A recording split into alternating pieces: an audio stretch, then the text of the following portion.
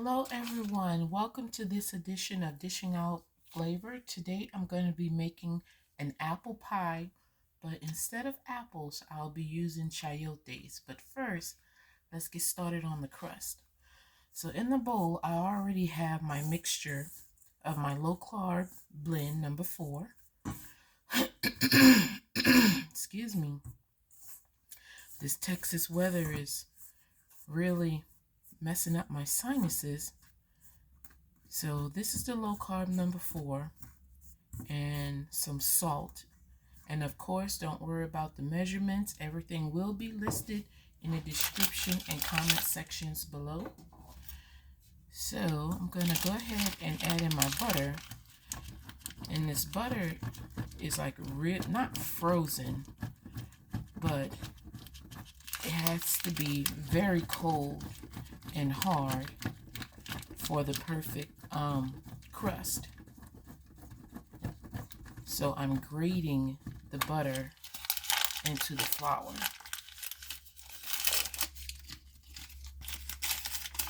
You guys just have to be careful if you're gonna do this as well.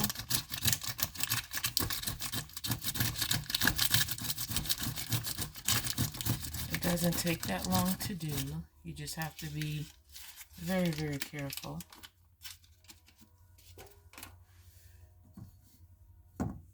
Because one, you don't want to grate any of the paper in there, and you don't want to grate your fingers either. So be very careful.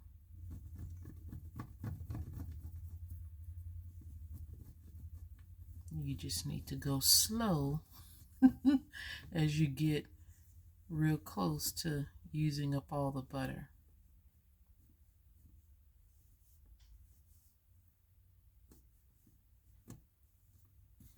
I think that'll do it.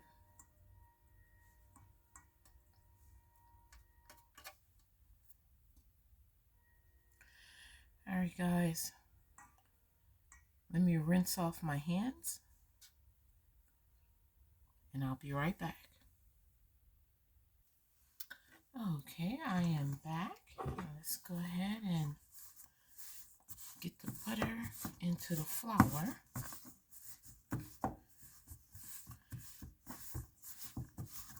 And of course, you guys don't have to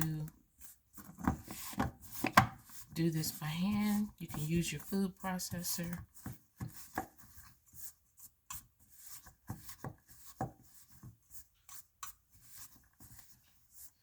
To save you some time, but it's a weekend and I don't have work or school on the weekend, so I can take my time and get this done.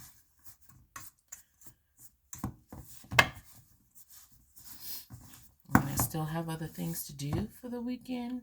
I still have homework to do for my classes, but I've looked up some great resources that help me sort of breeze through that, so that'll make me have plenty enough time to do what I need to do in the kitchen today.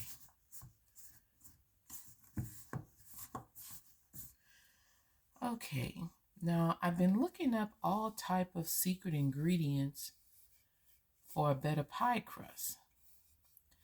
And normally it's the cold water, cold butter, everything cold that makes a flaky crust. So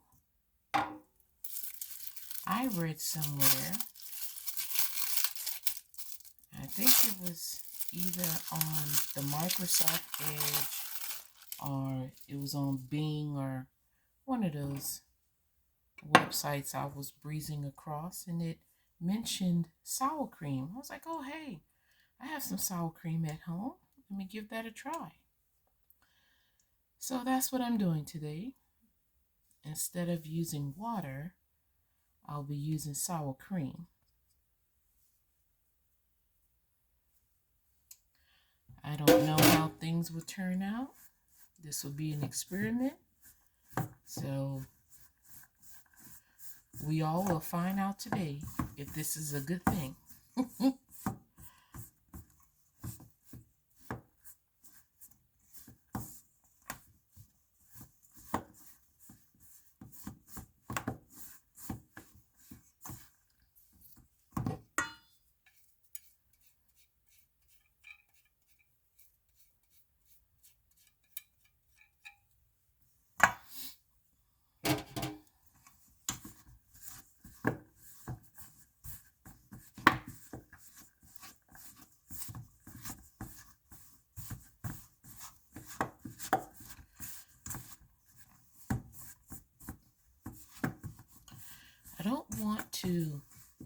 use my hands per se until I absolutely need to,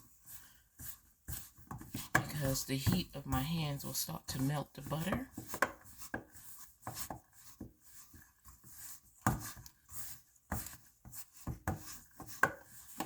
And I really don't want to do that.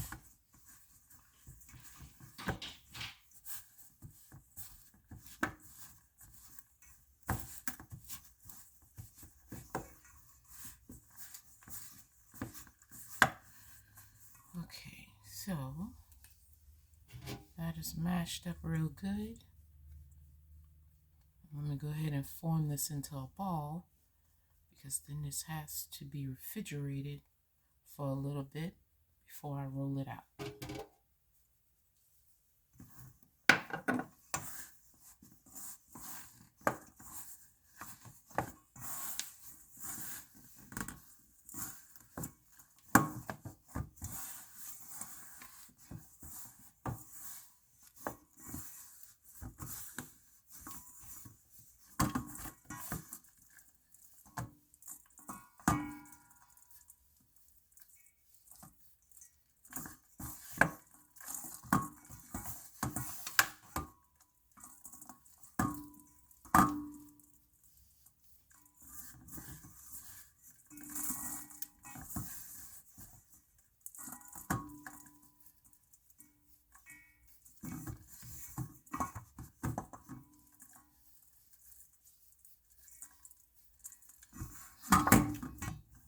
Collect every bit of this in the bowl before I start to knead it on the pastry mat. Okay. I'll be back. I need to get my pastry mat. Okay. Have my pastry mat down, and I'm just gonna work this until it becomes just a little bit more uniform. But I don't want to overwork it, because like I said, I don't want to melt the butter.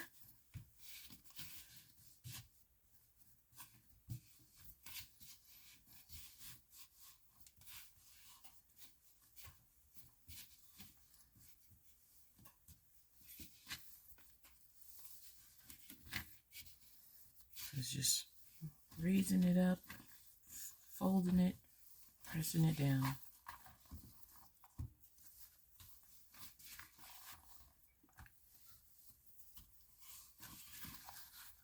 Okay.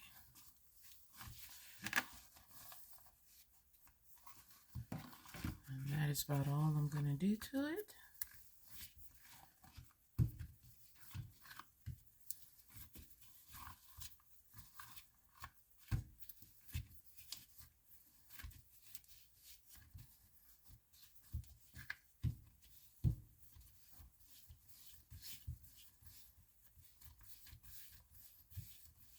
Okay, I'm gonna wrap this up, refrigerate it for about like 10 minutes or so, and then I'll be back to roll this out and then get to the next step. Okay, I am back, and for my next step, I want to talk about the sweetener that I'll be using in my apple pie. I love the Bocha Sweet because it's not it doesn't contain any erythritol, so I use that to sweeten up whatever it is that I have. For the most part, it comes in little clumps, so you may have to sift it to remove the clumps, or you're just going to have to really squeeze the bag before portioning it out. But in this case, I don't even have to worry about that because it will be added to the apples and the liquid that it's sitting in to cook up. So I'm only going to use a little bit of this. And like I said, don't worry, the measurements of everything will be listed in the comment section.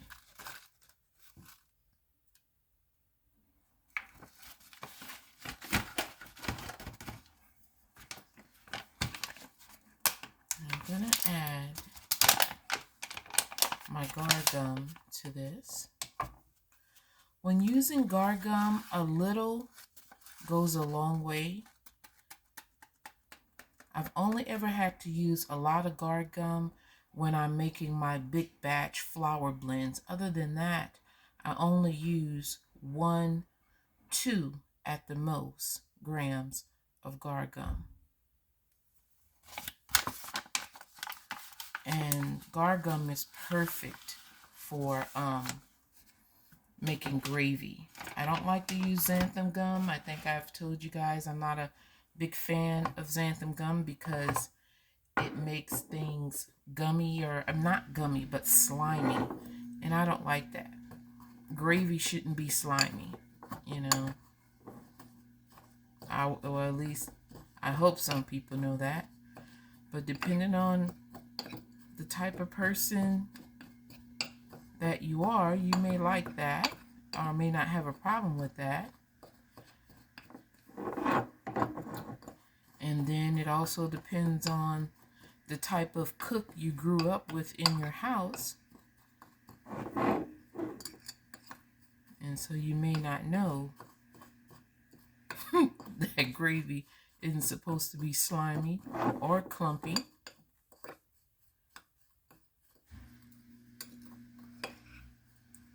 Okay, so this will do. And let's talk about the apples, or the chayotes.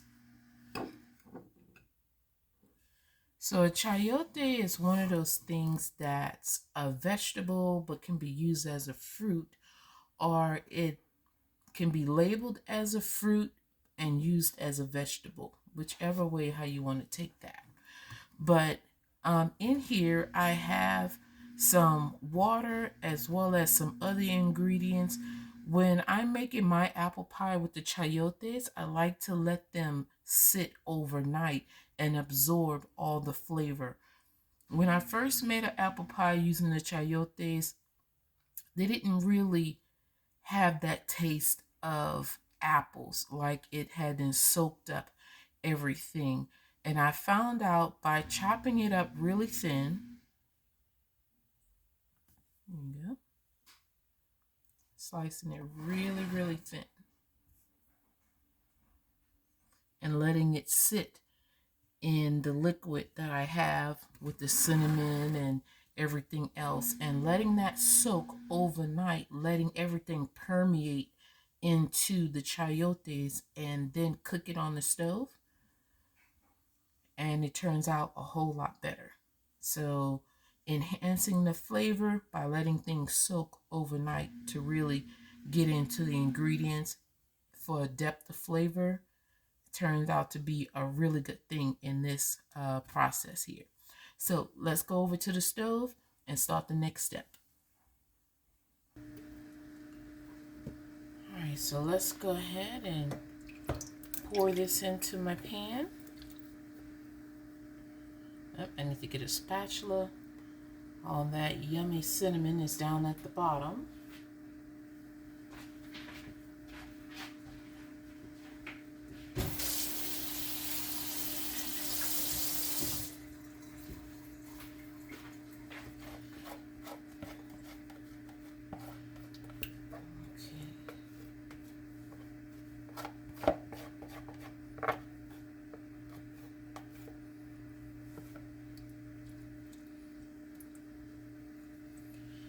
Just gonna bring this up to a nice boil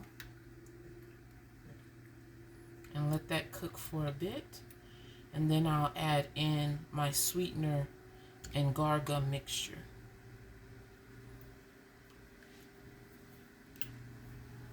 Okay, I'll be back, friends.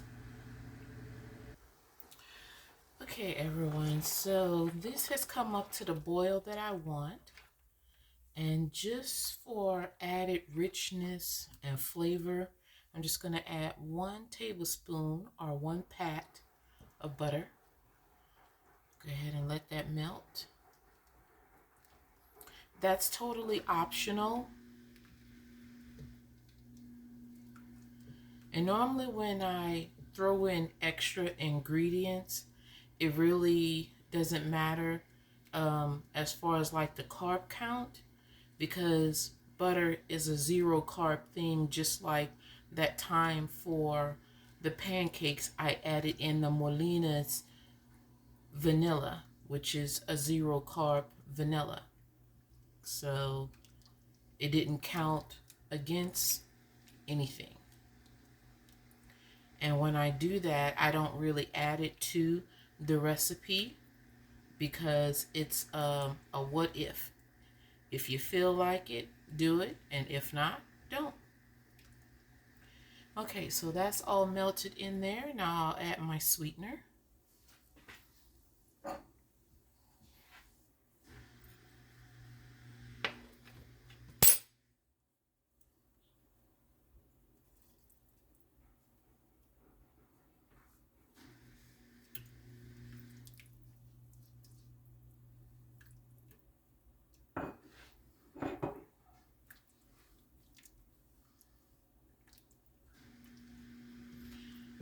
Now, as the apples or the chayotes were cooking, they softened up a little bit more too.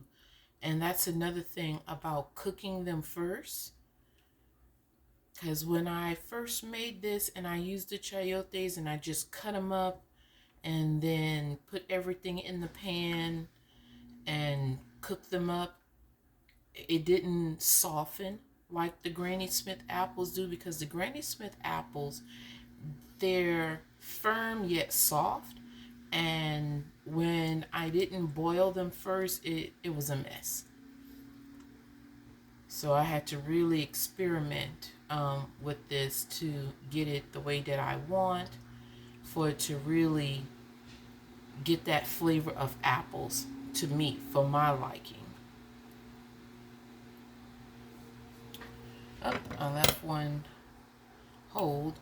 I've actually gone back in and actually cut these in half from the slices that I showed previously, just so it can look like more, and so when I'm actually ready to cut a slice of the pie, I don't have to worry about long pieces coming out of the slice. Not saying that this eliminates that, it still may occur, who knows. But anyway, that's that. And what I'm going to do is add just a little bit more of Guar gum, or I may add in a gram of Konjac gum, because I don't really need it to be jellied, but thick enough to where it's gonna make my pie set after cooling, to where it actually makes a pretty decent cut per slice.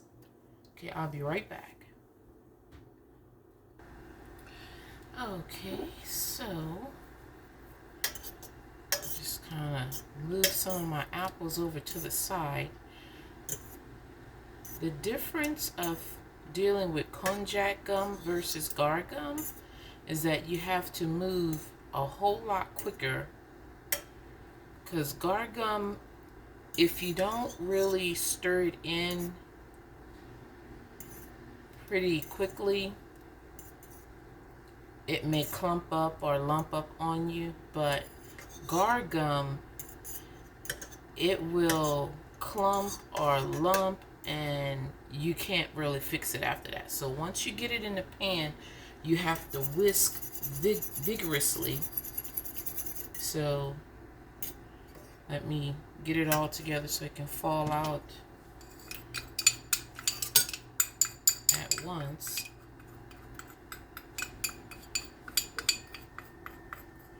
Because I use the Guar gum mixture and Konjac mixture when I'm making my jams and jellies. And that's something you guys can go and check out. I've actually made jams and jelly using jicama, as well as strawberry and blueberry. So just let me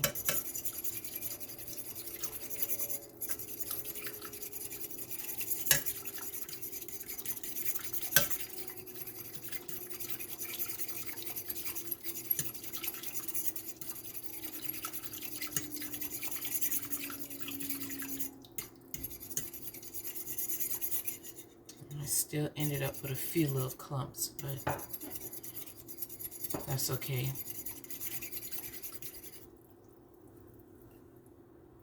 And just get those out because they're visible. Or actually, I can leave them in. I mean, it doesn't matter. It'll just become like cooked dough. But I'm going to go ahead and remove them since they're visible enough for me to remove them.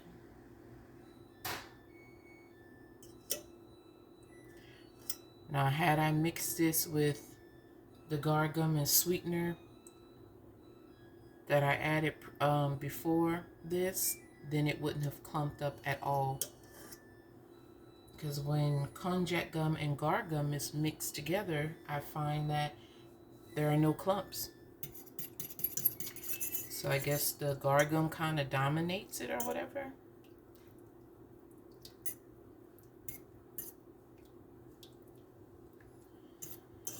And also, with the Konjac, because just like what I did with the Guar gum, how I used the powdered Bocha, I actually used a combination of the bamboo fiber and the, what was it?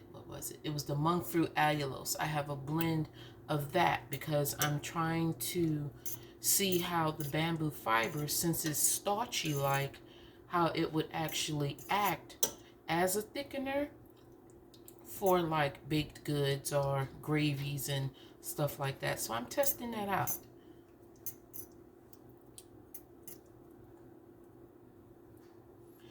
And although you're not supposed to eat raw flour, I mean, it's only like where I take my finger and I dab a little bit and I put it on my tongue, and that's basically it. Because to really know what you're working with, you have to know how it tastes. And if you know how it tastes, then you can pair it well with whatever dish that you're making. If that makes sense, then, you know, I don't have to explain that any further. If someone else need me to elaborate more on that, then I will. You know, just leave a question down in the comments section and I'll be more than happy to answer that. Okay, so I'm going to let this sit here and cool, and as it cools, it will thicken, and then I'll put it into my pie shell. And speaking of pie shell, let's get back to that part of the pie. Okay, so I have my dough. Just put down a little bit of flour here.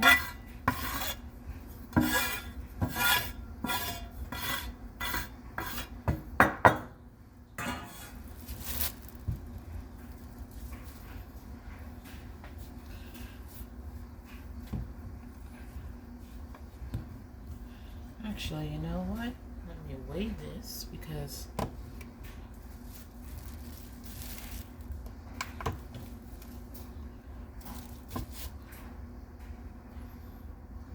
there's 320. So I need like 170.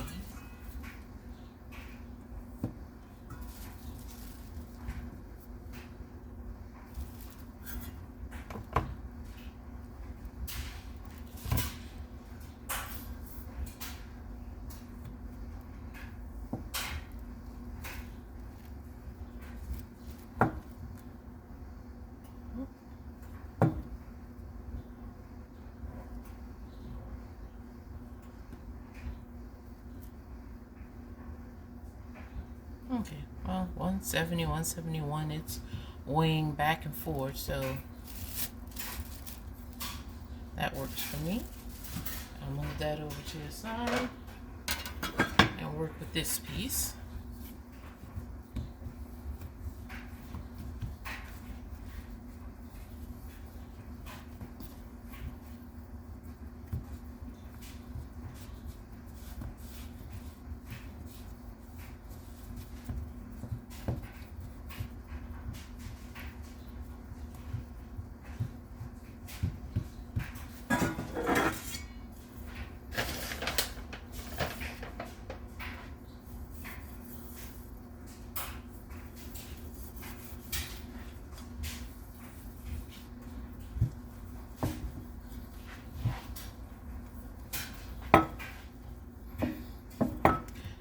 Okay, you guys don't need to watch me roll this out. I will be back.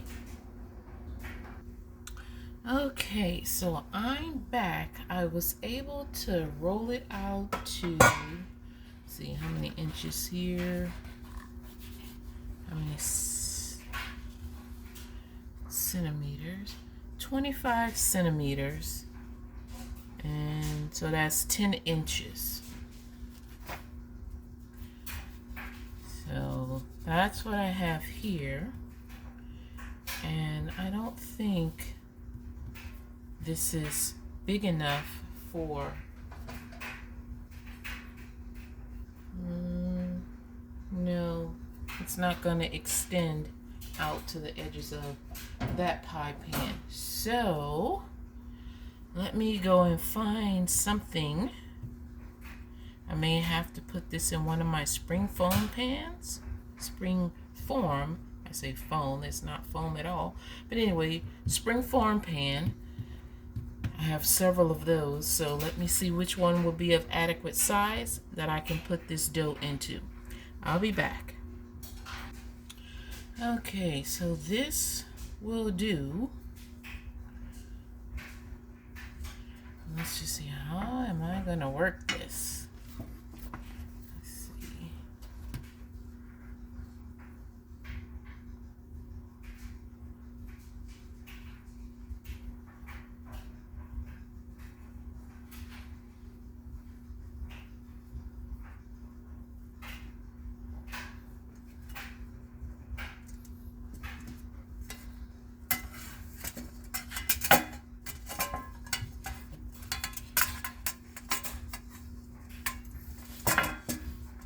Well, I'll be back. Let me put this together. Okay, everyone. Some reshaping had to be done, but it's now in here.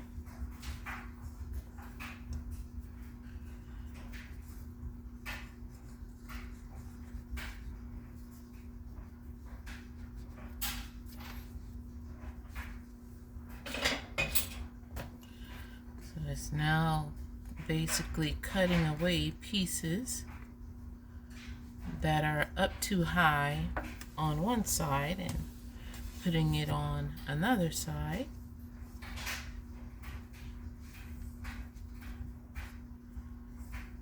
So that's currently what I'm doing, reshaping.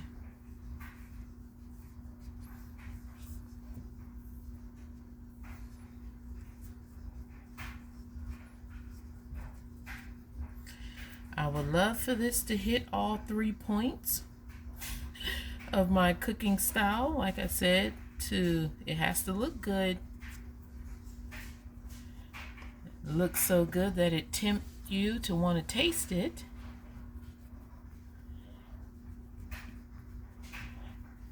Smells so good that you really want to try it, and thereby pretty much blowing your mind once it hit your taste buds, you know. So we may get 2 out of the 3, because I don't know how pretty this is gonna look after I'm done here. So today's dish may not be all about the looks. We'll see. We'll see. All right. Now, because this is the way that it is, maybe I should lace the next one. See, if this came out to 10, maybe I should only make the other one a 9 to fit in there. Okay, let me get the next piece. Move that over.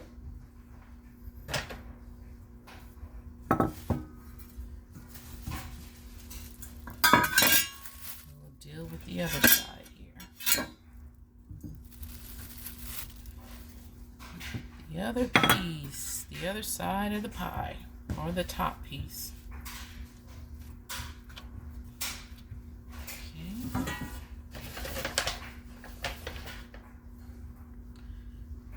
And I'm actually laying down bamboo fiber because it's so smooth. It's like cornstarch, you know, and it's so fine like regular flour.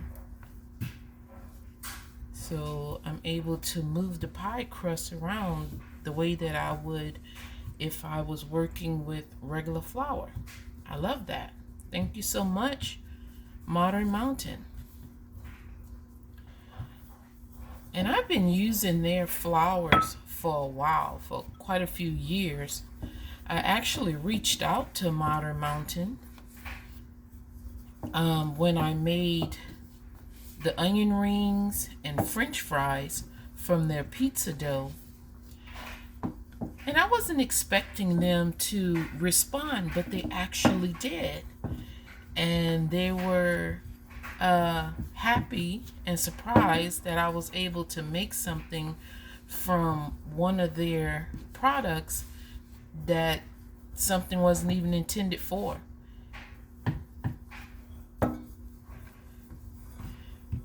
So it made great onion rings. I was able to cut up some onions and fry those. Their pizza dough makes a good batter for onion rings. It makes the good low carb or keto French fries. And I'm pretty sure it would fry up very well for chicken. I'll have to give that a try, experiment with that at some point. And I've been using Modern Mountain ever since then. I remember one time they actually ran out of flour. And I was like, oh man, I went on the website and I was like, well, when are you guys going to have more of the oat fiber? I say, because that's what I use to make my cakes. I was like, it makes my cakes turn out so well, as far as being moist and soft like a regular cake would be. And it does. You know, I totally attribute Modern Mountain for being able to make the type of cakes that I make. Okay, let me shape this to a 9-inch. I'll press out where I need to and take away and add to somewhere else.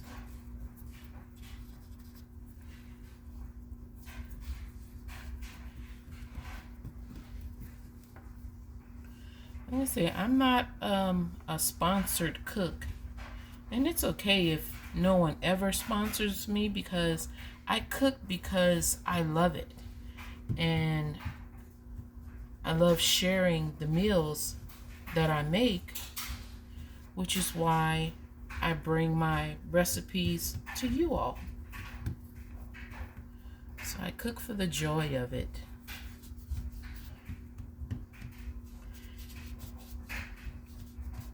And when you cook for the joy of it, the love of it, you don't mind sharing your gifts with the world so other people can enjoy food or crafts or whatever it is that you're sharing with others that you love.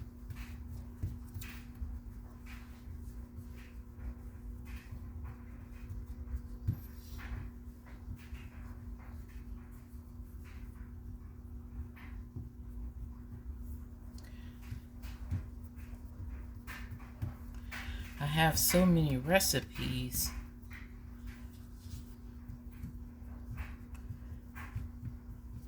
that I've written over the years that I'm now transforming into low carb meals. And some people are like, well, why don't you write a cookbook? Well, that type of stuff takes time, and with me going to school now, and with my husband recovering from his kidney transplant, I already have quite a bit on my plate. So there'll be time. There's a time and place for everything, and right now just doesn't seem like the cookbook time. Okay, I'll just put this in the middle and press that from the inside out. Okay, friends, I'll be back. Okay, so I was able to get the bottom shell the way that I want. Now I'm just going to score it by poking some holes in it randomly.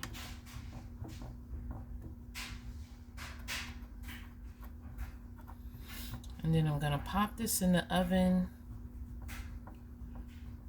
for about 6 minutes.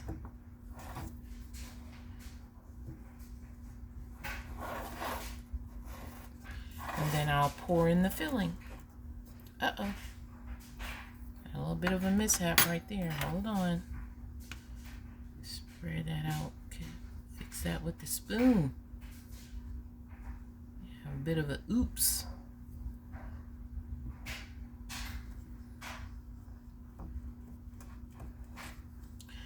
So earlier I was mentioning the Modern Mountain flour and how they reached out to me. They actually reached out to me on my YouTube channel as well as my Reddit page. And I'll actually link the onion rings and stuff that I've made. I've also used their pizza crust to make steamed pork buns as well. So I'll link those two recipes in today's showcasing of Chayote pie, apple pie here. So that's what this is looking like. I don't know if you guys can see the holes in there. See the holes in there. Anyway, I'll be back. Okay, everyone, so the pie crust is done for the first 6 minutes. Show you what that looks like. And I'm going to go ahead and dump in the filling.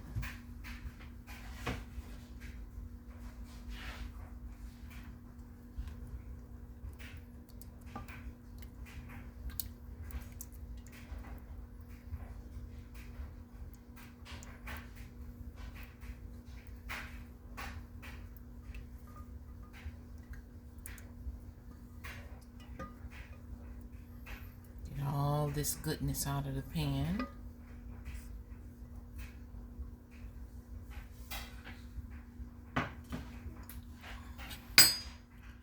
Spread this around.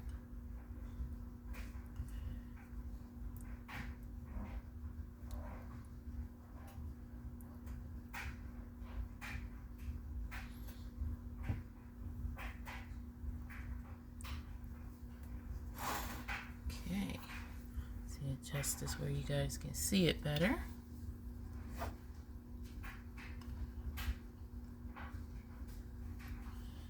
All right, now guys, for the moment of truth here.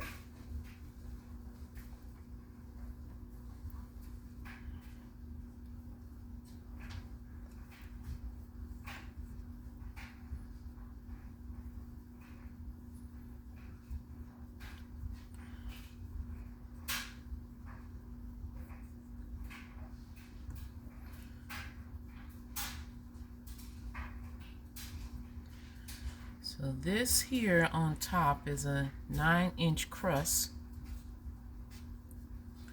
and the one on the bottom is a 10, but it comes up on the sides so that it encase the apples inside of there.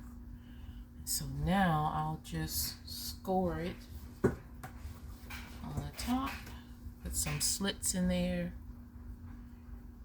1, 2,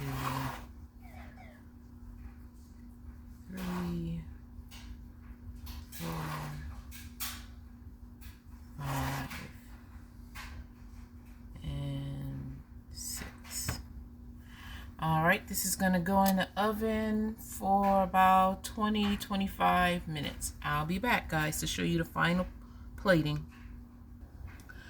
Okay, guys, my 25 minutes are up. This is what the pie looks like. Now we just have to wait for it to completely cool, and then I'll release it from the pan, cut a slice, maybe put on a scoop of ice cream, because that's how I like it. That's what I do. Back in a moment. Okay, everyone, the pie is completely cooled. Let's go ahead and get it out. See what it looks like. Okay, not bad, not bad. Hold on, let me get all of my cutting tools. Okay, so we'll go in here on one of the slits.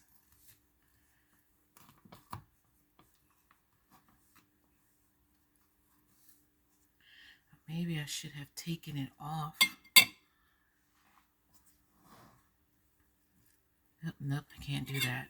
Okay, I'll just leave it like it is.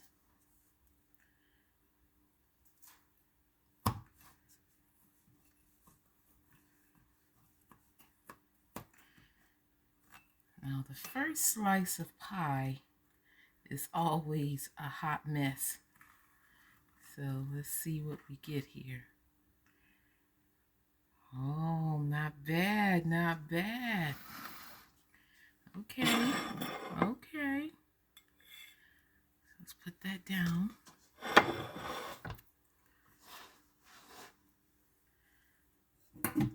Let's push this off over to the side there. And look, we have there. It's running just a little bit. Not much. Not much. Okay. So, I know next time if I don't want it to run at all, I'll probably have to use just a little bit more Konjac or Guar. But for now, this is good. So let's taste it by itself. I'm going to go ahead and put just a small little dollop of ice cream on the side. Just a little dab.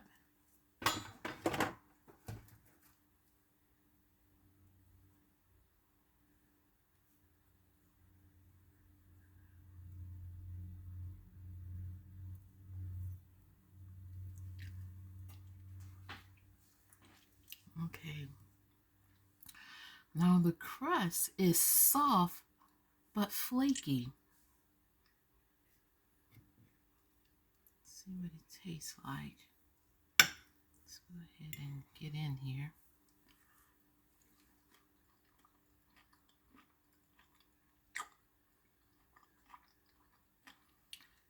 Not bad. Not bad.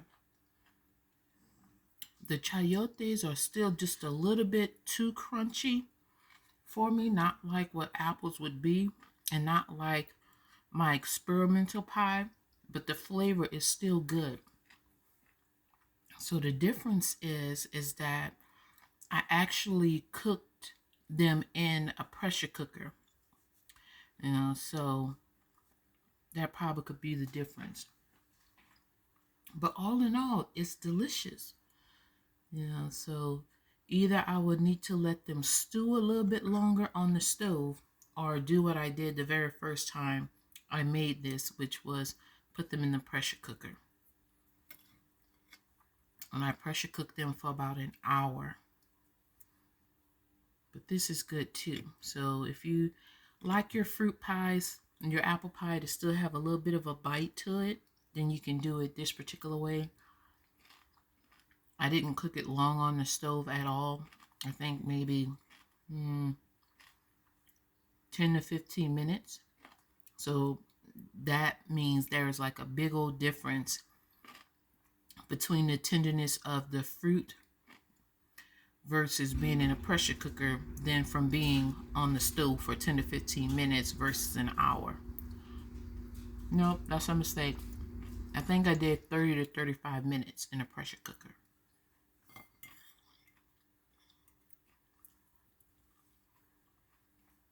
But I'm not going to continue talking and eating this because I keep going back for more because it is delicious. I didn't make it all that sweet because I know that when I eat apple pie, I like to put ice cream with it. So the two combined together is just the right amount of sweetness that I like. So if you're someone who doesn't like your apple pie a la mode with the ice cream or with some type of whipped topping on top of it, then you'll want to sweeten your pie more, at least by I would say 15 more grams of sweetener should do it. Or you can just taste it as you go and make it to your liking. So I've given you my suggestions. I've given you my take on it.